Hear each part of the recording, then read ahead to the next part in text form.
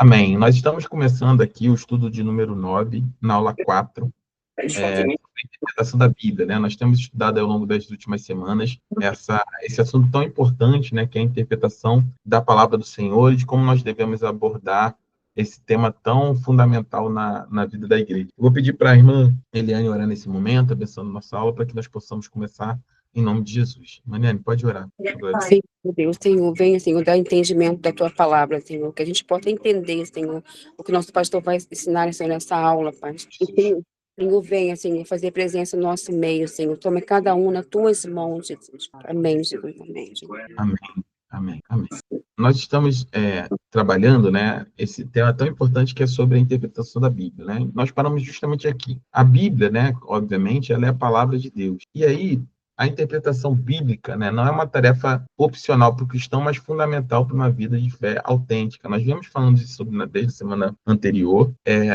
Na fé cristã protestante, a interpretação bíblica ela não é opcional. Todo crente nascido de novo precisa ter conhecimento da palavra de Deus e daquilo que Deus tem para nós. Nós precisamos crer, né, de forma clara, né, e, vamos dizer assim, objetiva, que o Senhor fala conosco, principalmente através da sua maior profecia, que é a sua palavra. Um crente nascido de novo, que não tem o costume, né, que não tenha como fundamento da sua fé o conhecimento da palavra de Deus, ele vive para uma fé que provavelmente não é autêntica. Porque quando nós não conhecemos a palavra de Deus, dificilmente nós conseguimos nos comportar e aplicar na nossa vida aquilo que Deus espera de nós para nós vivermos uma fé verdadeira em Cristo Jesus.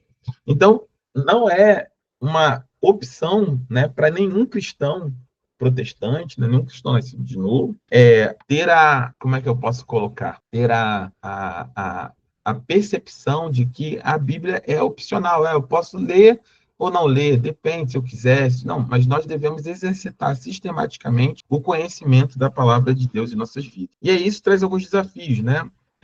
O desafio primeiro da interpretação. A Bíblia, sendo a palavra inspirada de Deus, requer estudo cuidadoso, né? Pedro reconhecia isso ao escrever sobre as cartas de Paulo. Nelas há certas coisas difíceis de entender, as quais os indoutos e instáveis torcem, como também as demais escrituras para sua própria perdição. Então, nós devemos nos esforçar para sermos obreiros de que não tem que se vergonhar, que maneja corretamente a palavra da verdade, né, como está escrito em Timóteo. Também precisamos, né, ao longo do tempo, caminhando e entendendo, né, que a Bíblia possui um contexto histórico e cultural. Então, o contexto bíblico possui um significado tensional estabelecido, né, pelo autor sob inspiração divina. Jesus mesmo utilizou esse princípio ao explicar as escrituras. Por exemplo, quando Jesus diz, olha, começando por Moisés e por todos os profetas, explicava-lhes o que lhes se achava dito em todas as escrituras. Como disse o profeta Isaías, porque é mandamento sobre mandamento e mandamento sobre mandamento, regra sobre regra, um pouco aqui, um pouco ali.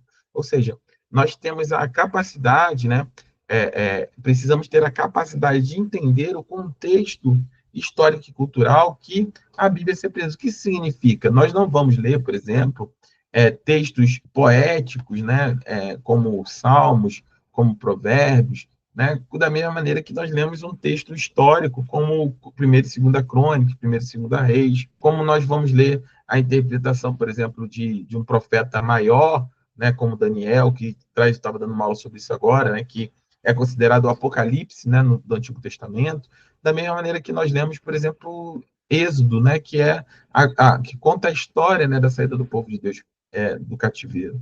Então, quando você entende qual é o contexto histórico, qual é o contexto cultural da época, nós estamos passando agora mesmo, terminando Cartas para o Novo Mundo, a subsérie Cartas Pastorais, passando por Tito. Então, você entender, né, que Tito está na região ali de Creta, qual era a cultura daquela época, por que a mentira era algo tão preocupante naquele contexto, porque eles atacam de maneira tão frontal, né, não só a mentira no sentido de mentir, mas de uma vida mentirosa, de uma vida que finge ser uma coisa que efetivamente não é, né? E por último, né, ela é guia do Espírito Santo, né? Que Paulo, nós olhamos na semana passada esse texto de Paulo, quando ele diz, olha, a letra mata, mas o Espírito pica, mostrando, né, que nós precisamos da iluminação divina para compreender verdadeiramente as Escrituras, né? Jesus prometeu, quando vier o Espírito da verdade, ele vos guiará a toda a verdade. E Davi orou, de venda os meus olhos, para que eu contemple as maravilhas da tua lei. reconhecendo, né, nossa dependência de Deus para entender a sua palavra. Então, esse é um tripé, né? Obviamente, nós temos um desafio de interpretação. É importante nós entendermos o contexto histórico, cultural, isso expande nosso entendimento e forma como nós entendemos o texto bíblico, mas, acima de tudo, é o Espírito Santo que nos guia na interpretação e no conhecimento da palavra de Deus. Então, se eu não souber hermenêutica, exegese de texto, interpretação de texto, se eu não tiver todo o conhecimento do arcabouço de fundo histórico, cultural, não posso ler a Bíblia? Claro que pode, né? Não tem nenhuma restrição nesse aspecto. O Espírito nos guia, nos dá a interpretação sobre tudo aquilo que é a verdade na palavra de Deus. Ele nos ensina.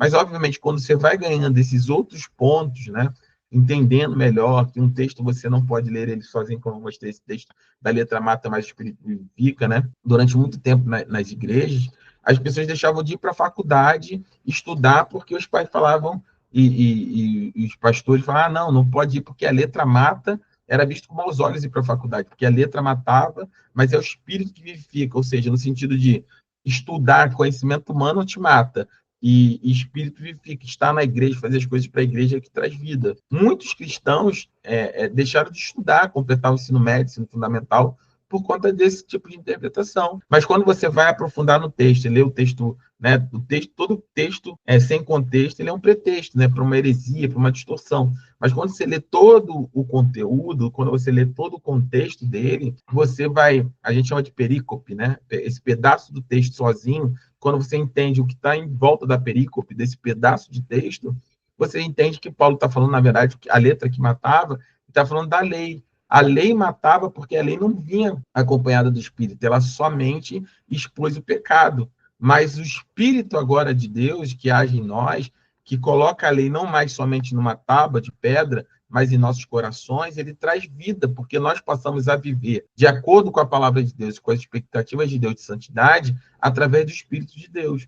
Então, conhecer esse processo ele é importantíssimo, para que nós possamos entender, né, definitivamente aquilo que Deus tem para a nossa vida.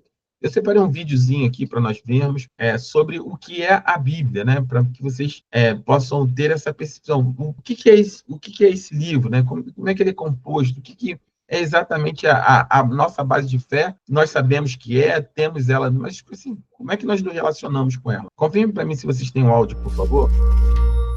Tem? Eu vou colocar aqui no maior e Sim. eu retorno no final. A Bíblia é um dos livros mais influentes da história humana.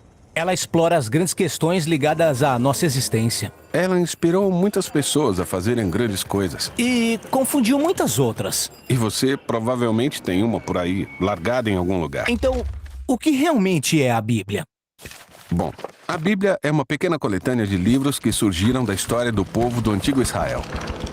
De certo modo, os israelitas eram como qualquer outra civilização antiga, porém entre eles havia uma longa linhagem de indivíduos chamados profetas, que viam a história de Israel como tudo menos comum.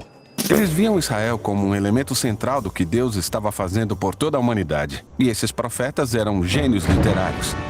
Sério? Sim, com grande habilidade eles usaram a língua hebraica para escrever narrativas épicas e poesia muito sofisticada. Eles eram mestres de metáforas e histórias. E utilizavam tudo isso para explorar grandes questões que envolvem a vida, a morte e as dificuldades humanas. Então, muitos autores diferentes escreveram esse livro.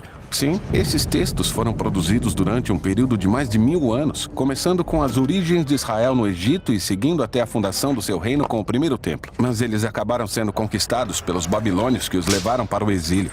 Depois, em um momento crucial na sua história, muitos israelitas voltaram para sua terra. Eles construíram o segundo templo e reformaram sua identidade. Foi aí que as escrituras judaicas começaram a se tornar naquilo que conhecemos hoje. Certo, a Bíblia judaica. E o que ela contém? Bom, em hebraico ela é designada por uma sigla, Tanakh. O T representa a Torá, às vezes chamada de a Lei. Esses são os 5 livros da história da fundação de Israel. O N representa Nevhem, a palavra hebraica para profetas. Esses são os livros históricos que contam a história de Israel do ponto de vista dos profetas. Depois temos os livros poéticos dos próprios profetas. O K é a abreviação de Ketuvim, a palavra hebraica para escritos. Essa é uma coleção diversificada de livros poéticos, livros de sabedoria e outras narrativas.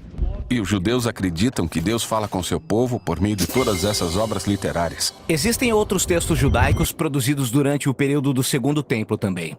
Sim, um grupo de textos muito variados. Esses textos também eram muito valorizados nas comunidades judaicas. E houve debate nos tempos antigos sobre se alguns desses textos deveriam ser considerados parte das escrituras ou não. Ou seja, são muitos textos diferentes produzidos por um longo período de tempo. Por que eles foram reunidos desse jeito? Bom, em conjunto, esses textos contam uma história incrível sobre como Deus está trabalhando por meio desse povo para trazer ordem e beleza ao caos do nosso mundo. E tudo isso aumenta a esperança da chegada de um novo líder que viria e renovaria toda a criação. Mas o Tanakh termina e esse líder não vem. Então é uma obra de arte, mas não tem um final? Exatamente. No entanto, poucos séculos mais tarde, entra em cena um profeta judeu chamado Jesus de Nazaré. Ele afirmou que tinha vindo para levar adiante a história do Tanakh. Certo, então Jesus fez muitas coisas legais, foi morto, mas seus seguidores afirmam que ele tinha ressuscitado e estava vivo. Sim, eles disseram que Jesus era aquele líder tão esperado que iria restaurar o mundo. E por isso seus primeiros seguidores, chamados apóstolos, escreveram novas obras literárias sobre a história de Jesus. Eles chamaram essas obras de Boas Novas ou o Evangelho. Há também um relato chamado Atos contando a expansão do movimento de Jesus fora de Israel. Depois, eles enviaram cartas para as comunidades espalhadas pelo mundo antigo. Eles consideravam esses textos como parte das escrituras? Sim, os apóstolos escreveram tudo isso como sendo o cumprimento daquela história encontrada no Tanakh. E assim continuaram o brilhantismo literário da tradição judaica. Eles também acreditavam que Deus estava falando com o seu povo por meio desses textos, junto com as escrituras de Israel. Então esses são o Antigo e o Novo Testamento. Mas o que os primeiros cristãos pensavam sobre a literatura do Segundo Templo? Grupos diferentes tinham opiniões diferentes sobre alguns desses livros. Eles liam e valorizavam esses textos porque foram passados adiante junto com as escrituras judaicas. Tá, temos o Tanakh, as escrituras judaicas, temos essas obras do período do Segundo Templo e depois os textos dos apóstolos sobre Jesus. Isso é muita literatura. Então, o que está dentro da minha Bíblia? Bem, o movimento cristão assumiu diferentes formas ao longo desses 2000 anos. Desde o início, todos os cristãos reconheceram o Tanakh e o Novo Testamento como escritura sagrada. E durante séculos, grande parte da literatura do Segundo Templo foi lida como parte da tradição bíblica. Após algum tempo, a Igreja Católica oficializou alguns desses livros e os chamou de livros deuterocanônicos. Algumas igrejas ortodoxas usavam até mais livros dessa literatura do Segundo Templo. Mas no século XVI, durante a Reforma, os cristãos protestantes quiseram voltar aos textos antigos dos profetas e apóstolos e aceitaram somente o Antigo e o Novo Testamento. Legal, acho que entendi. Mas como uma coleção de livros produzida ao longo de milhares de anos por todos esses autores pode contar uma única história? Essa é a questão que vamos tratar no nosso próximo vídeo. Amém. Amém. Amém. Deu para dar uma boa visão sobre o que é a Bíblia? Se tem alguma dúvida sobre o vídeo, querem comentar alguma coisa? Cristiano, Daniele, Eliane? Não, pastor, ficou claro, deu para esclarecer bastante. Realmente, eu tinha algumas dúvidas. Esse vídeo traz alguma lucidez para mim, alguns tópicos ali. Se você quiser, depois eu posso mandar para você o link, né, da lição, e aí você pode dar uma olhada fica lá o vídeo, né, para vocês poderem observar também. Eu nem te agradeci. Obrigado por ter consertado o site da igreja, tá? Muito obrigado. Pastor, manda um link para mim, que aí depois eu vou ver com calma e vou gravar, entender melhor, tá bom? Mando sim. Eu tô falando que eu nem tinha te agradecido por você ter consertado lá o LED da placa da igreja. Muito obrigado, tá, Cristiano? Nem tive tempo de falar com você lá da placa da frente da igreja. Obrigado, tá? Vamos lá. Então, por que interpretar a Bíblia, né? Primeiro, a distância contextual, né? A Bíblia foi escrita em contextos históricos, culturais e linguísticos diferentes, né? E como vemos em Neemias, e ler o livro na lei de Deus distintamente deram um sentido de modo que se entendesse a leitura. Os perigos da má interpretação, né? Então, quando você está fora do contexto, você tem um perigo de interpretar de maneira equivocada. Interpretações equivocadas podem gerar heresias, né? Como alerta Pedro, nos quais há pontos difíceis de entender que os idosos constantes torcem, como fazem também com as outras escrituras, para sua própria perdição. Ou seja, a falta de contexto, de distanciamento, né, do conhecimento da palavra de Deus e do contexto com que ela foi escrita, gera, né, na maioria das vezes, heresias, né, e distorções e uma má interpretação. Eu já dei um caso aqui, eu fui criado, né, de novo, né, dentro do kardecismo, por exemplo, e uma das bases era o texto da despedida de Jesus e seus discípulos, ali começa João 13, 14 e 15, quando Jesus fala, olha, na casa do meu pai há muitas moradas. E aí eu fui ensinado desde novo que essas muitas moradas, né, segundo o Evangelho segundo Kardec, era que essas muitas moradas eram vários corpos, né, que a gente tinha. Então a gente morria, reencarnava, várias moradas. Então na casa do meu pai tem muitas moradas. Ou seja, eu ia viver em vários corpos, várias vidas. Ia morrer Lúcio, ia nascer João, ia morrer João, ia nascer Maria, ia morrer Maria, ia nascer Felipe, ia morrer Felipe, ia nascer Ana, ia vivendo várias vidas ao longo do tempo na reencarnação, por exemplo. Mas se você pega esse texto sozinho, dá base para essa má interpretação. Mas quando você vai ver Jesus, por exemplo, falar com Nicodemos, né, que é o principal da sinagoga lá em João, você vai ver que ele fala que ao homem é permitido nascer, morrer uma única vez. Então, quando a gente, se a Bíblia diz que só pode ao homem foi dado o direito de morrer uma única vez, como é que eu vou morrer e viver várias vezes? Né? Não tem como. A Bíblia fala, o homem foi dado o direito de morrer uma única vez, e depois disso virá o juízo. Morte e juízo. Não tem morte, vida, morte, vida, morte, vida, morte, vida, não. É morte. Então, quando você tem essa distância contextual, né, de conhecimento das escrituras, um texto sozinho pode gerar uma má interpretação que vai gerar uma heresia, né? O princípio básico da hermenêutica é que texto sem contexto, ele é pretexto, né, para heresias. Então, por último, né, interpretar a Bíblia é um desejo do próprio Deus. Deus deseja que sua palavra seja compreendida. A exposição das escrituras, né, são algo que Deus deseja para que o povo conheça, porque, como nós falamos, vocês viram lá a revelação geral e a revelação específica. Na revelação geral, que é a natureza e as coisas criadas, elas apontam para um Deus. Existe algo, alguém, eu falei sobre isso na primeira aula que nós tivemos, ela aponta para a gente dizer, não, existe algo, alguém, alguma coisa que criou tudo isso. Mas na palavra de Deus, Deus se revela como sendo esse alguém que criou todas essas coisas. Então, Deus se revela através da sua palavra, ou seja, por que Deus tem um desejo que nós conheçamos a sua palavra e que compreendamos a sua palavra? Porque quando nós conhecemos a sua palavra e entendemos a sua palavra, nós estamos nos aprofundando no relacionamento com o Senhor, conhecendo mais dele, das suas promessas, de quem ele é, do seu desejo, dos seus padrões de santidade, daquilo que ele espera que seja a nossa vida em Cristo, somente através do conhecimento. Né? E aí a palavra de Deus diz, né, a exposição da tua palavra dá luz, dá entendimento ao simples, e o meu povo também, né, foi destruído por falta de conhecimento. Então, esforçar para se apresentar a Deus aprovado, como obreiro que não tem de se envergonhar e que maneja corretamente a palavra da verdade. E quais são os princípios, então, hermenêuticos, né, ou de interpretação da Bíblia? Hermenêutica é a interpretação. Lá na base, né, nós vamos ter primeiro conhecer, né, o autor e destinatário. Um bom exercício é saber quem escreveu, para quem escreveu. 1 Timóteo, quem escreveu? Paulo. Para quem escreveu? Timóteo. Quando? Por quê? Qual era o contexto? 2 Timóteo. Ele estava preso? Sim, não. Mas eu preciso saber todas essas coisas para conhecer a palavra de Deus? Claro que não, mesmo. Sua fé não depende desse conhecimento.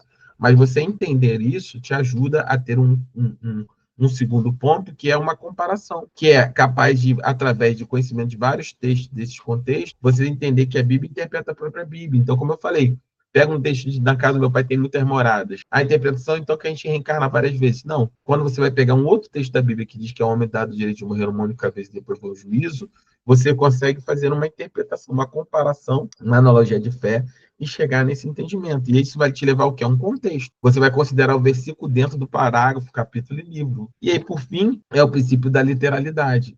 Nós sempre vamos interpretar o texto conforme o sentido normal e direto do texto. Né? Tem pessoas que acham ou compreendem que o texto da palavra de Deus tem um sentido místico, escondido. Não, a palavra de Deus, ele é uma só. Quando Jesus diz lá, olha, toda autoridade me foi dada no céu e na terra, portanto, ide, pregar o evangelho, batizando em nome do Pai, do Filho e do Espírito Santo, ensinando eles a guardar todas as coisas que vos tenho ordenado. Acabou. O que o texto está dizendo? Não, que Deus tem uma autoridade, que aí para quem vai, para quem não.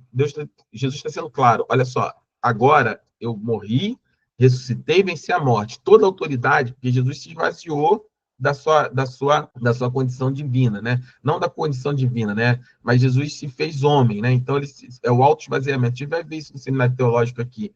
Né? Quando Jesus morre e ressuscita, o Pai o exalta, e toda a autoridade é entregue a ele pelo Pai, né? Assim como Adão entregou toda a autoridade ao diabo, Jesus recupera toda essa autoridade também sobre a criação através do seu sacrifício na cruz. Então, toda a autoridade foi dada. Ele fala, então, portanto, já que toda a autoridade me foi dada, no céu e na terra, ou seja, em todos os lugares, vão e pregam o evangelho. Então pregar o evangelho é a gente... não, é a gente ser o melhor crente que dá, ter uma vida de oração. Não. Pregar o evangelho é pregar o evangelho a toda criatura, é falar do amor de Deus, é evangelizar, trazer pessoas a Cristo, confrontar pessoas com a palavra, fazer um apelo. Então, assim, não tem como você interpretar a palavra, ela é literal. É óbvio que nós temos que ter discernimento, né? Quando, por exemplo, Jesus fala lá no Sermão do Monte, se o seu olho te faz cair, arranca o seu olho. Obviamente que não é arrancar o seu olho. Ali tem todo um contexto, toda uma interpretação, né? Jesus está dizendo que os padrões morais de Deus são muito maiores do que os nossos, porque existe um contexto ali de um grupo de fariseus que eram doutores da lei, que se achavam melhores do que os outros, mais conhecedores que os outros, que eram hipócritas. E eles achavam, porque eles, por exemplo, não adultero. Então eu sou melhor que todo mundo. Só não, Jesus fala, se vocês acham que é isso aí que faz Deus aceitar vocês estão enganados, porque o padrão de Deus de santidade é muito maior. Sem mim vocês não podem nada, porque vocês ouviram, olha, não adulterarás. Eu, porém, vos digo a vocês que somente se você olhar, você já adulterou. Ou seja, o padrão de Deus de santidade, ele é muito maior, ele é muito além daquilo que nós consideramos, né, daquilo que nós podemos considerar como sendo a nossa capacidade de nos mantermos em santidade, e é sobre isso o conhecimento da palavra. Por isso que a palavra de Deus diz, né, em 2 Timóteo 3,16, toda a escritura é inspirada por Deus e útil para o ensino, para a repreensão, para a correção e para a instrução na justiça. Então, é importante em tempos como hoje que a gente entenda isso. A palavra de Deus ela é inspirada e ela é útil para ensinar, repreender, corrigir e instruir. Tem pessoas que só querem ensinar, ser ensinados, mas não aceitam a repreensão, não aceitam a correção. Hoje em dia, é muito difícil você encontrar pessoas com o coração disposto a serem corrigidas. Eu falo isso do ponto de vista pastoral, né? Tem pessoas que falam assim, não, pastor, pode... Eu já até estranho. A pessoa fala assim, não, se você precisar falar alguma coisa comigo, você pode falar, pode me corrigir, que eu não ligo, eu sou quebrantado. Normalmente, essas pessoas que me dão mais trabalho. Porque, se não são pessoas com coração, as pessoas têm dificuldade de serem corrigidas. Eu falo assim, olha, meu irmão, esse não é uma conduta que é esperada, esse não é um comportamento que é esperado, você precisa modificar isso ou aquilo.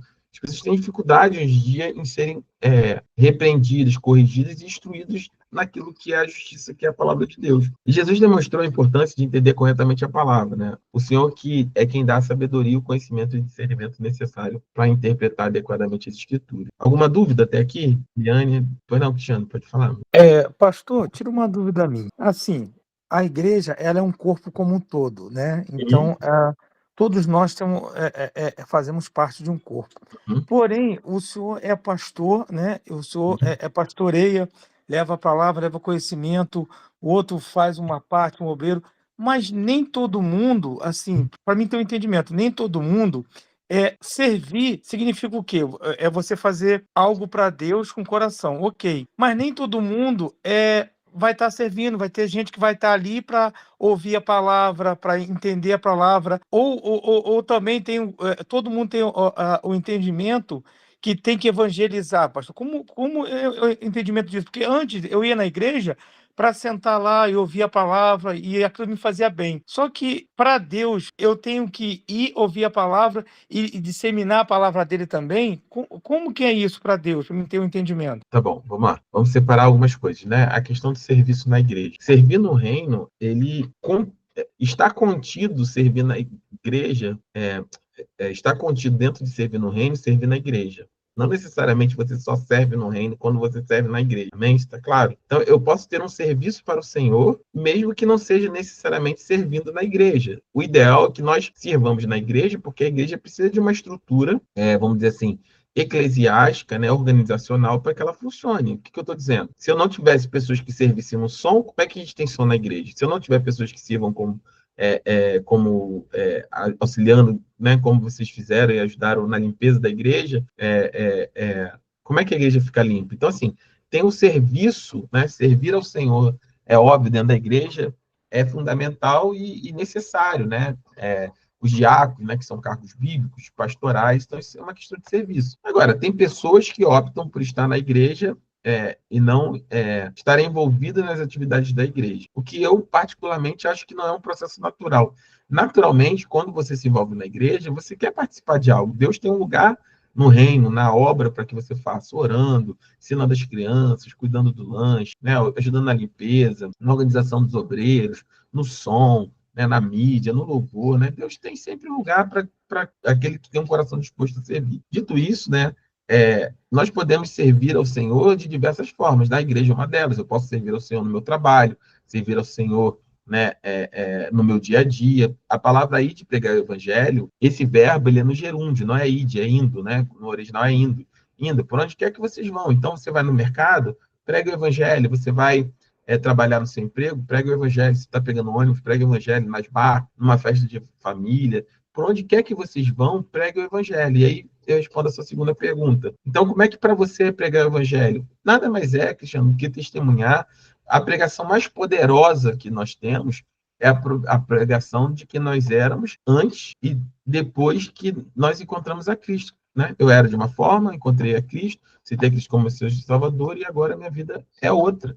Eu era uma pessoa e agora era outra. Eu era um velho homem e agora sou um novo homem. Esse é o testemunho mais poderoso. Lembra da mulher samaritana? Quando ela tem um encontro com Jesus no poço, o que que ela faz? Ela corre para Samaria para falar, olha, eu encontrei a pessoa que mudou a minha vida. Ele é o Messias. E e a Bíblia diz que vários samaritanos se converteram a partir do testemunho daquela mulher. Então, a gente não pode espiritualizar, porque tem igreja, o evangelismo, parece que é uma mobilização. É óbvio que o evangelismo estruturado, né, pessoal, por exemplo, a gente fazia lá um dia de evangelismo na igreja, abordar as pessoas no sinal, na rua, convidar as pessoas para a igreja, organizacionalmente é importante. Mas evangelizar é testemunhar daquilo que Deus tem feito na sua vida. Muitos vão ouvir, né, e não vão ligar, e muitos vão ouvir e vão ser tocados pelo Espírito e vão se converter. Quantas pessoas falaram de Cristo para você até que você tomasse sua decisão, Cristiano? Foi a primeira pessoa que você aceitou? Na verdade, não, eu entendi o que o senhor falou. É que, na verdade, pastor, assim, para o senhor entender o que eu quero dizer, tá vendo? Eu não consegui me expressar bem. Não estou falando de servir na igreja, até porque quando eu não, assim, na minha concepção, eu não busco cargo, postura, isso para mim não importa. Eu tô lá para ajudar, para servir. Eu tenho prazer em participar, em fazer. Eu faço de coração, sabe como? Com amor, de amor. Mas eu tô falando assim no sentido assim, porque, digamos assim, se nossa igreja tivesse 500 pessoas, só que nem 500 pessoas vão poder participar da igreja, vai ter gente que vai automaticamente ficar de fora. Mas isso não quer dizer que aquela pessoa ela não é importante, porque é o que o senhor falou. Ela não está andando na igreja, mas no trabalho dela ou em qualquer lugar, ela vai falar de Deus. As pessoas vão ver nela uma transformação. Aquilo que o senhor falou, é aquilo que o senhor falou no domingo. A gente tem que ser representação do evangelho. As pessoas têm que olhar para a gente e ver mudança. E se interessar, porque pode mudar a vida dela também. Então, assim, eu acho que não é só o servir. É claro que a gente tem que participar, todo mundo, até porque nós temos que manter a igreja viva. É onde vai estar abrindo as portas para a palavra de Deus, nesse mundo tão difícil que nós vivemos hoje. Mas eu acho que para você servir, que seja na igreja ou não, você tem que estar de coração, tem que ser de amor. Sabe como? Sem interesse? O senhor entende o que eu quero dizer? Sim, não, sim, entendo claramente. O ideal é que seja feito dessa forma, né? Que a gente esteja servindo na igreja sem pretensão, né? No sentido de o reconhecimento quem dá é o Senhor, né? Mas, mais uma vez, a questão de cargo, a gente também, eu entendi o que você falou e está perfeito, mas a gente também não pode assumir uma posição neutra quanto à estrutura organizacional da igreja, no sentido assim, olha, não, eu sirvo de coração, mas, assim, cargo, função, obviamente que a gente não tem que estar focado nisso, mas eles são importantes, eles são importantes. É necessário, né, a Bíblia, porque é importante por quê? Porque eu decidi? Não, porque a Bíblia fala que é. A Bíblia fala que Deus deu um para profetas, outro para mestres, outro para pastores, que Deus separou os diáconos. O próprio Deus estabeleceu dentro da sua igreja uma estrutura eclesiástica. Então, é importante que as pessoas, a Bíblia fala que se alguém deseja o pastoreio ou episcopado, excelente coisa almeja. É importante que nossos jovens desejem ser pastores, que nossos irmãos em Cristo, você, outras pessoas, desejem, né? Se for o desejo do seu coração, não é errado desejar ser pastor, desejar, né, o diaconato, estar à frente de um ministério, isso não é errado. O errado se torna quando isso é a qualquer custo, quando isso nos entristece, quando a gente não quer esperar o tempo de amadurecimento. Você não forma um pastor de um dia para a noite, você não forma um líder de um dia para a noite. Isso é um processo de conhecimento, de estudo. Numa igreja de 500 pessoas, é o que eu disse, servir ao reino, servir à igreja está contido dentro de servir ao reino. Numa igreja de 500 pessoas, talvez as 500 pessoas não vão servir à igreja, mas todas as 500 pessoas precisam servir ao reino. E como é que você serve ao reino? Pregando o evangelho e anunciando as boas novas, através do seu testemunho pessoal, como eu preguei domingo, do seu testemunho de vida, porque nós somos a Bíblia que o mundo lê. Entendeu o que eu estou falando, Cristiano? Então é importante a gente ter essa percepção de que nós temos um compromisso de sermos propagadores do Evangelho. O Evangelho só cresce quando nós servimos o reino, testemunhando a respeito do que Deus tem feito na nossa vida. Você quer ver um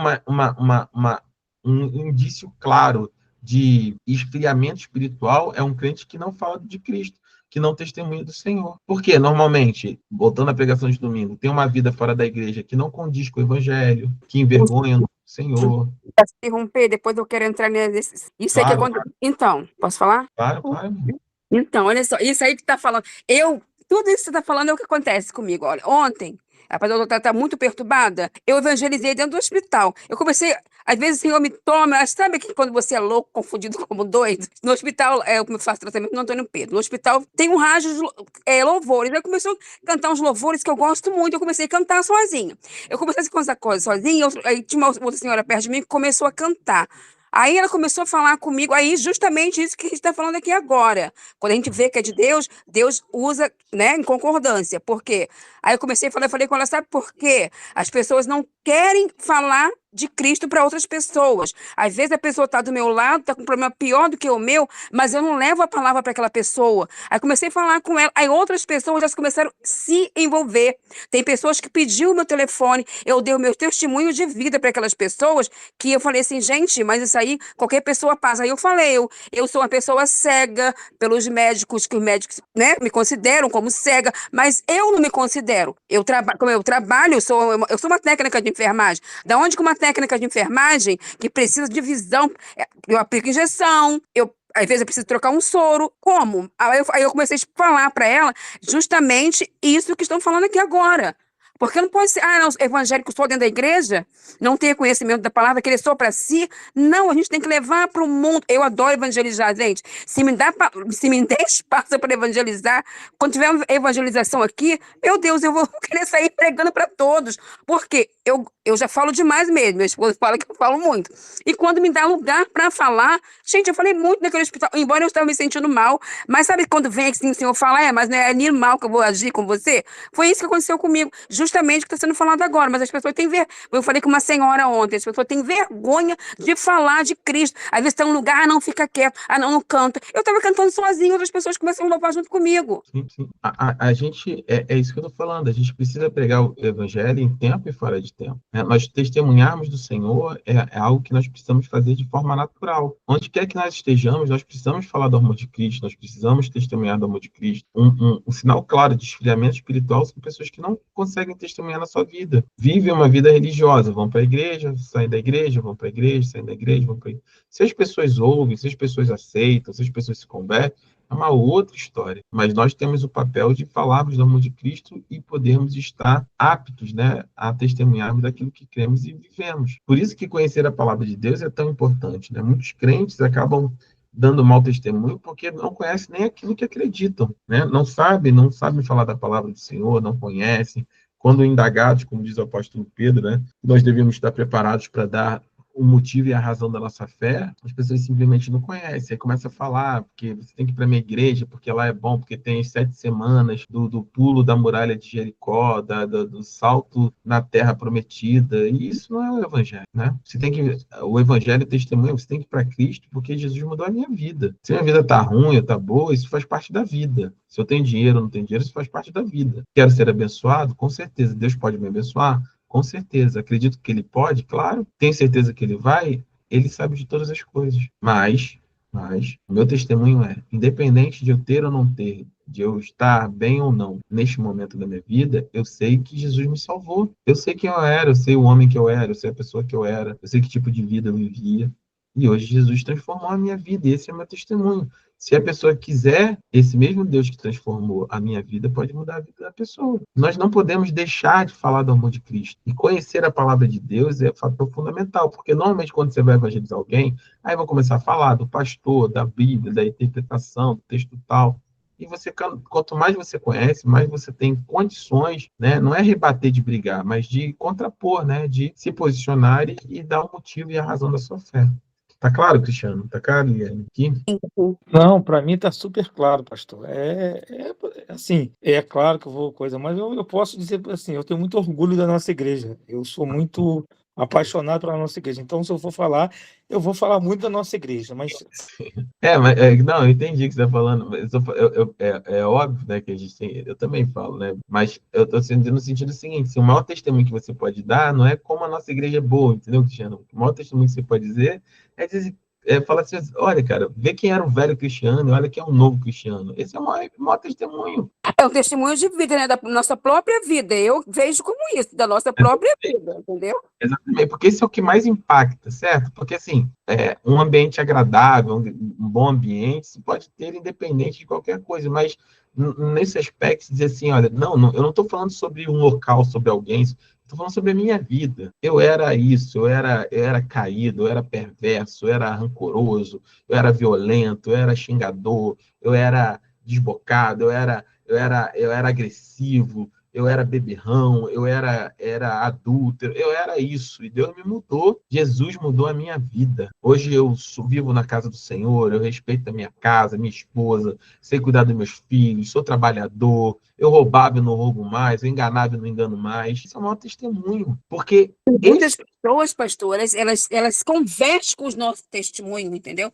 Porque é um testemunho verdadeiro, entendeu? Você não está fingindo um testemunho, como você vê por aí, fingir testemunho. Você está falando o que aconteceu realmente com você, entendeu? Exatamente, porque o que acontece? O evangelho é a única coisa, olha que eu conheço bastante, sim, filosofia, psicologia,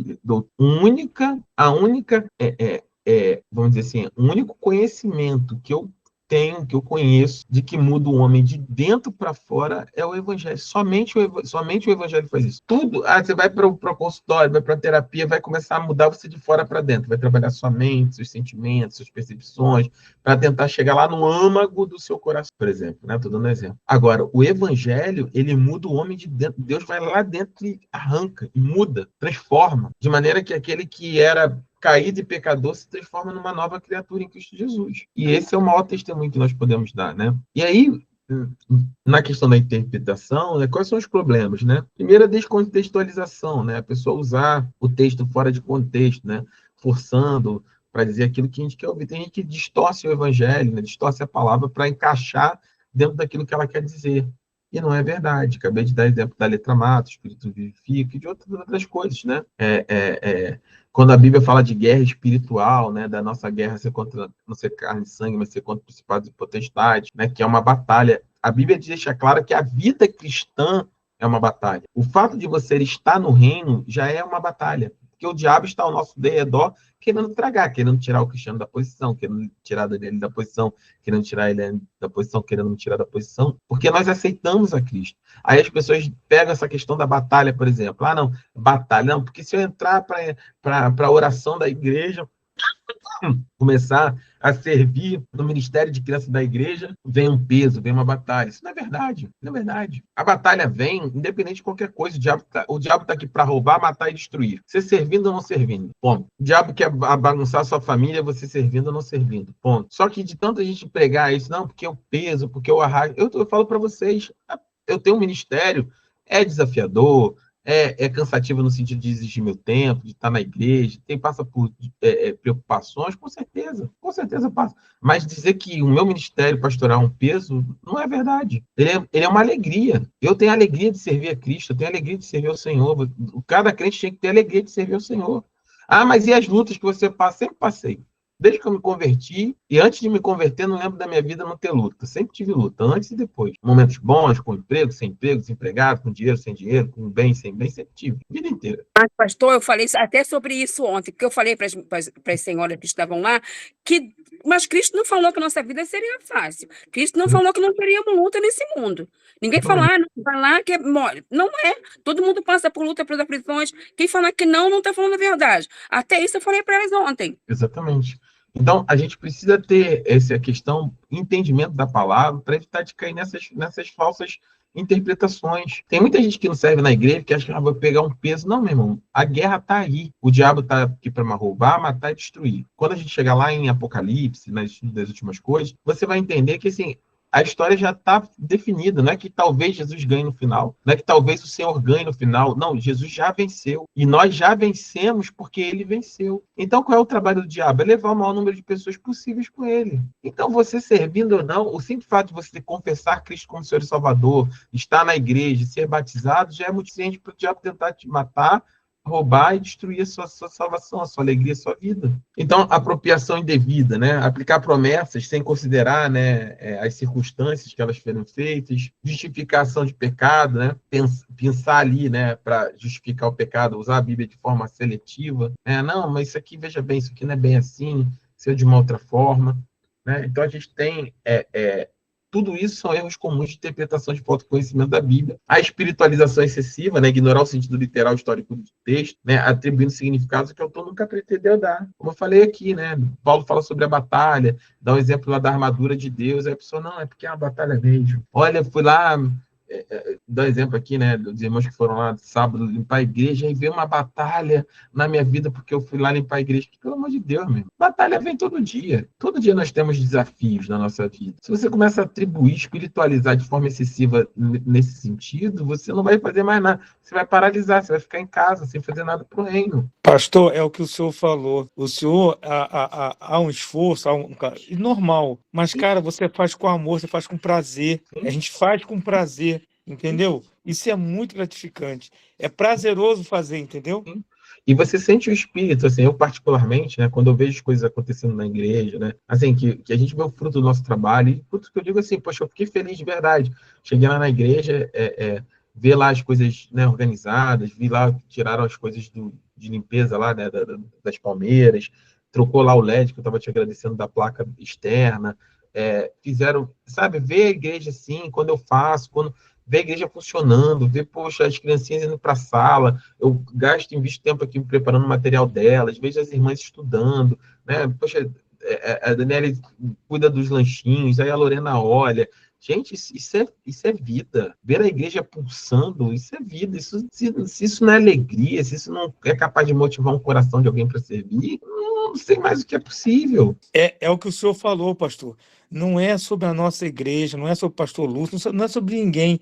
É sobre Deus, é servir o Senhor, é dar o melhor para o Senhor e dar com alegria, sabe como? Com prazer. É isso que importa. Porque a Bíblia fala, né? Deus ama e ama quem dá com alegria. Por isso que um coração desprovido, desprendido, ele envolve tudo, Cristiano. É o trabalho, recursos financeiros, tem prazer em doar, tem prazer em dizimar. Tem crente que tem 20 anos, 40 anos, 200 anos e ainda não entendeu a questão do dízimo e da oferta. Mas é obrigação. Se você, sou obrigado. Não é, você não. Se o sentido é obrigação, a graça já superou isso. Mas se você tem um coração pro reino, nós queremos estar lá de portas abertas, né? Poxa, a gente vai ter, para dar um exemplo, a irmã Eliane, em nome de Jesus, a gente vai orar para o Vitor se batizar, por exemplo, né? Firmar na igreja e se batizar. Está até sumido ele, irmã Eliane, a gente precisa trazer ele de volta. Ele se batizar e caminhar na igreja. Vocês que passaram pelo batismo há pouco tempo, tem coisa mais gratificante, Cristiano e Daniela, que o batismo, por exemplo, nas águas? Tem. A gente trabalha na igreja... Pastor, é maravilhoso, é uma sensação. A minha alegria agora, eu estou assim, eu falei para a Daniele, eu estou contando as horas para chegar setembro, para a pessoa ter a experiência que eu tive, de a pessoa buscar a sua salvação. A gente ter uma igreja ali, é para isso, é salvar almas. É o que eu senti, eu quero que outros sentem também. Essa é a minha alegria, entende? Sim, e esse é o seu testemunho. A gente está falando agora um pouco de testemunho, esse é o seu testemunho. É pegar um jovem como o Vitor, filho da irmã Eliane, e falar para ela: Vitor, meu irmão, que eu passei, Deus me salvou e eu me batizei, foi uma coisa mais maravilhosa, é inexplicável. O seu testemunho vai mover o coração do Vitor, vai mover o coração do Gabriel, que está lá para se batizar, da Fernanda, do Pedro. Entende? Esse é o movimento da igreja. O testemunho, o reino, não é só falar sobre Jesus, é você falar: olha, cara, Gabriel, você se batizar, meu irmão, mudou a minha vida, mudou a minha história, meu sentimento é maravilhoso. Isso vai... Né? Aí daqui a pouco o Gabriel está batizado, o Vitor está batizado, o Pedro está batizado, aí vem outros, gente, olha, Jesus mudou a minha vida, eu aceitei a Cristo, eu me batizei, e as coisas começam a caminhar nesse aspecto, né? Então, quando nós examinamos as Escrituras, né, a Bíblia, o Senhor diz que elas mesmo testificam do próprio Jesus. Jesus fala, quando você examina as Escrituras, é claro, a Bíblia fala, é nítido. que Jesus é o Salvador, é nítido que ele tem vida, é nítido que nós estamos chamados para uma obra que nós não temos dinheiro, recursos, condições, mas é ele que sustenta, porque ele é o dono da obra, é Jesus que cuida, é Jesus que move a igreja é dele, é o que eu sempre oro lá, Senhor, toma a sua igreja, porque a igreja é tua, e somente tua. Não foi eu que paguei o preço pela Eliane, não foi eu que paguei o preço pela Daniele, não foi eu que paguei o preço pelo Cristiano, não foi eu que paguei o preço nem por mim. Então, é o reino, é Cristo, sobre ele, é sobre as coisas que ele está fazendo. Caminhar, fazer a obra de Deus, é sobre fazer coisas com Deus. O que Deus está fazendo? Deus está salvando, libertando e curando. Então, eu quero fazer coisas com Deus. Tem gente que passa uma vida inteira na igreja fazendo coisas para Deus, mas não faz nada com Deus. Fazer coisas para Deus, eu vou lá abrir a igreja, fechar a igreja, limpar o chão. Isso é importante, óbvio que é, e é maravilhoso. E eu faço isso, a gente faz isso com alegria. Mas se é fazer coisas para Deus, e se você só faz coisas para Deus sem fazer coisas com Deus, o que é fazer coisas com Deus? Se você é incapaz, você só vai lá limpar e abrir a igreja, mas você não tem um momento de devocional com Deus, de leitura da palavra, de ouvir o louvor, de sentir a presença do Espírito, de caminhar, de você sair da sua casa. Eu acordo domingo de manhã, eu já começo a planejar, o Senhor, eu te entrego louvor, eu te entrego isso. Já a semana inteira eu peço, eu oro, eu intercedo. Estou falando do que eu vivo e outros irmãos vivem. Por quê? Porque eu faço coisas com Deus. E por eu fazer coisas com Deus, eu tenho prazer em fazer coisas para Ele. Não adianta a pessoa, não. Eu estou fraco espiritualmente, eu preciso estar na igreja, limpar, cozinhar, lavar, tocar no louvor, ficar na oração. Não, eu vou para a oração, que vai que Deus acende o meu coração. Vou entrar para a intercessão para Deus acender meu coração. Está errado. Eu não sou pastor para ter uma vida espiritual. Por ter uma vida espiritual, eu creio que Deus sustenta o meu pastoreio. Eu faço, antes de mais nada, coisas com Deus, para depois fazer coisas para Deus. E isso é fundamental no reino. E aí, para terminar, a gente precisa, para uma boa interpretação. Isso é importante, sempre coloco uma versão confiável, né? Nós adotamos a nova versão internacional da Bíblia. Vocês que são novos convertidos, né, ou que têm uma Bíblia muito antiga, né, João Ferreira de Almeida, né? Se você olhar, abrir sua Bíblia na primeira vez, você vai ver lá a versão João Ferreira de Almeida, primeira edição. Primeira edição acho que é de 1900. Qual é a diferença, pastor? Né? A palavra de Deus, claro que é, mas em português é outro. Vai lá das coisas maravilhosas que Deus fez desde a antiguidade.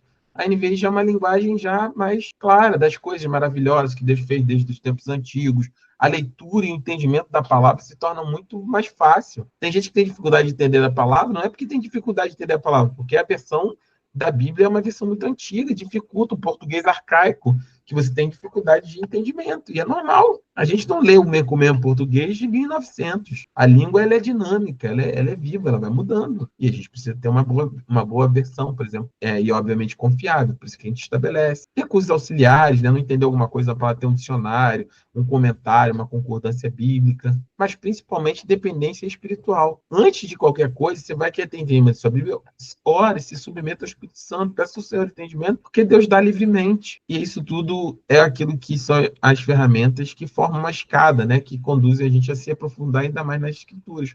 Primeiro, dependência espiritual de Deus, oração e submissão ao Espírito. Segundo, tenha recursos auxiliares, né, vê um comentário, vê uma concordância, olha um dicionário. Terceiro, uma versão confiável, né, simples, de linguagem fluida. Não adianta você querer ficar lendo a Bíblia em português de 1800, não é a mesma linguagem. Mas quer dizer que a palavra de Deus mudou? Não, nada a ver. A tradução, ela é baseada no original, por isso que tem que ser confiável, tem que ser do original, sem distorcer. Mas a linguagem, ela se atualiza com o tempo, isso é normal, porque nós cremos, né, a promessa de Jesus, que afirmou em João 16:13, que quando viesse o Espírito da verdade, né, ele nos guiaria a toda a verdade. Jesus fala aos seus discípulos, olha, é necessário que eu vá, e é importante que vocês desejem até que eu vá, porque quando eu for para o Pai, eu vou mandar para vocês o Espírito Santo, o Paracleto. O Espírito Santo, no original em grego, é Paracleto, que significa aquele que foi chamado para caminhar ao lado. Vou mandar o Consolador, o Paracleto, o Consolador, o Paracleto. O Senhor foi e nos enviou o seu Espírito, e o Espírito, ele é o penhor da nossa salvação. Você sabe o que é penhor? Sabe, Cristiano? Sabe, Eliane? Sabe, Daniel, que é penhor? Já falei sobre isso com vocês. Que antigamente muito... penhora algo. É como se fosse na Caixa Econômica, botasse uma aliança lá e tá penhorando. Isso. Penhorar alguma coisa. Isso, penhora alguma coisa. Aí o penhor, o que é a penhora? Você vai lá e fala assim, eu quero R$500, não é isso? Aí você bota lá uma aliança, dá um exemplo. Aí a Caixa vai te dar os R$500. Vou dar um exemplo, tá? Uma aliança de valor. Não é isso que acontece? O que é o penhor? O penhor é a própria aliança. É a garantia da promessa que você fez, que você vai pegar aqueles R$ 500 que você vai pagar X dias depois. Né, eles botam um valor lá, vai pagar R$ 600 X dias depois. O penhor, a garantia que a Caixa tem de que aquilo vai acontecer é a aliança. Por exemplo, o cordão, o relógio, não importa. A Bíblia diz que o Espírito Santo ele é o penhor da nossa salvação. Jesus foi, ele falou assim, o que eu estou dando em troca para garantir a vocês que tudo aquilo que eu, Pai, prometemos, que eu vim, que eu venci o mundo e que vocês vão vencer, quem crê em mim e for batizado será salvo, e que eu vou retornar para nós vivermos eternamente. Qual é a garantia que nós temos disso? Qual é o penhor que é dado? A Bíblia diz que o penhor é o Espírito de Deus. Jesus foi e mandou o seu Espírito para ser o penhor, para ser a garantia de que as promessas se cumpririam. Mateus 28 termina assim. E eis que estou convosco todos os dias até a consumação do século. Como é que ele vai estar conosco todos os dias até a consumação do século? Através do Espírito da verdade, que vai nos guiar a toda a verdade. E aí, como aplicar a palavra de Deus, né, na vida diária? Né? Já falei uma compreensão histórica, não precisa ser doutorado, mas é importante fazer esse exercício. Quem é que está falando, qual o gênero do livro, né? Você não vai ler um Apocalipse, né, que é um estilo literário. Apocalipse é um estilo literário. Tem o livro de Apocalipse, mas o Apocalipse também é um estilo literário. Você não vai ler com a mesma um livro apocalíptico, que é simbólico, que é cheio de interpretações. Você não vai ler, por exemplo, como um evangelho, né? Que é muito mais descritivo, descricional, que é muito mais um testemunho sobre a vida do ministério de Cristo. São textos, formas de textos diferentes, têm que ser lidos de maneira diferente. Você vai ler um livro de Cantares de Salomão, é um livro poético, fala lá do relacionamento, né, homem e mulher, e tem toda uma poesia por trás daqui. Você não vai ler da mesma forma que o livro histórico, por exemplo, Primeira e Segunda Crônica, né, primeiro livro de Crônica, segundo livro de Crônica. Princípios teológicos, né? Então, você extrair a verdade, né, sobre quais princípios esse texto está me trazendo. Está trazendo uma verdade eterna sobre o caráter de Deus. Deus, na sua imensa bondade, salvou todos aqueles que creem. Né? Então, Deus, na sua imensa bondade. Então, está dizendo aqui qual é o princípio teológico? Que Deus é bom. Que Deus amou o mundo de tal maneira que deu seu Filho unigênito para que todo aquele que nele cria não pereça, mas tenha a vida eterna. Quais são os princípios teológicos? Deus amou o mundo. Deus ama. Deus é amor. Deus deu uma chance para que todo aquele que nele, quem crê em Jesus não perece, mas tem a vida eterna. São princípios que nós tiramos do texto, do entendimento do texto. Aplicação pessoal. E aí, não. Então, se, dando exemplo, Deus amou o mundo, então, o princípio teológico que estou tirando é que Deus ama, que Deus é amor. Agora eu vou aplicar na minha vida. Qual é a aplicação pessoal? Se Deus amou o mundo e Deus é amor, logo Deus me ama. Então, eu sou amado de Deus. E aí, quando você tem uma compreensão um pouco mais histórica, né, textual, do texto, aí você vai ver lá, por exemplo, que o amor no original, que é em grego, por exemplo, né, você tem, como é que eu posso dizer, palavras distintas para amor. Amor ágape, amor eros, amor filho. Amor eros e amor carnal, entre homem e mulher. Amor ágape, o amor de Deus, o amor perfeito, incondicional, que não depende de outras coisas para amar. O amor filéu, o amor de pai para filho, de amigo para amigo. Então, o que a Bíblia traduz como amor, diretamente para o português, no original tem outras palavras que definem. Então, a Bíblia, quando fala Deus amou o mundo, é Deus ágape o mundo de tal maneira. Se Deus ágape o mundo, Deus me ágape também. Deus me ama com amor perfeito e incondicional e que não espera nada em troca desse amor. É um amor...